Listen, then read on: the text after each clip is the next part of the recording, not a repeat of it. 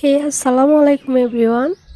বাজারে কিন্তু এখন ৳১০ কেজিতে টমেটো পাওয়া যাচ্ছে। তো আমি আজকে আপনাদের সাথে শেয়ার করব টমেটো সংরক্ষণ পদ্ধতি এবং টমেটো হট কেচাপ তৈরির পদ্ধতি।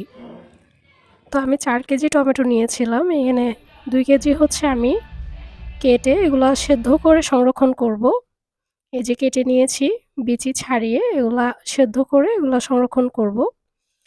আর যে বাকি ২ কেজি এগুলা দিয়ে আমি হট টমেটো কেচাপ তৈরি করব। এগুলো সেম ভাবে কেটে নিয়ে বিচি ফেলে সেদ্ধ করতে নিচ্ছি। সাথে দিব কিছু রসুনের কোয়া।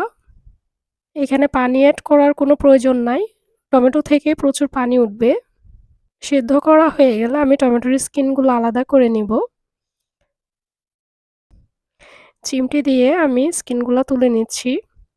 তো সবগুলো স্কিন তুলে নেওয়ার পরে এরকম একটা পিউরি তৈরি হবে। পিউরিটা আরেকটু স্মুথ করার জন্য ভালো করে ব্লেন্ড করে নিব। তো আমার ব্লেন্ড করা হয়ে গেলে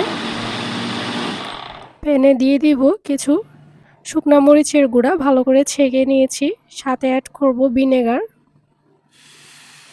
তারপর দিয়ে দিব টমেটো পিউরিগুলো।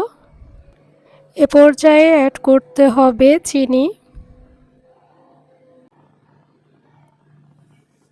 চিনিটা মিশিয়ে দিয়ে দিতে হবে স্বাদ মতো লবণ। এগুলো ভালো করে মিশিয়ে নিলে একটি গাঢ় কালার তৈরি হবে। এখানে আলাদাভাবে কোনো কালার অ্যাড করতে হবে না। চিনিটা গলার পরই একটি গাঢ় রেড কালার হয়ে যাবে। তো এটি ঘন হয়ে এলে আমাদের কিন্তু হট টমেটো কেচাপ রেডি। এটি আপনারা ১ বছর সংরক্ষণ করে রাখতে পারবেন। এই যে আমার টমেটো কেচাপ রেডি হয়ে গেছে। আমি এটি কাচের বোতলে সংরক্ষণ করে নিয়েছি। তো আপনারাও এভাবে বাসায় ট্রাই করতে পারেন। ভালো থাকবেন সবাই। আল্লাহ হাফেজ।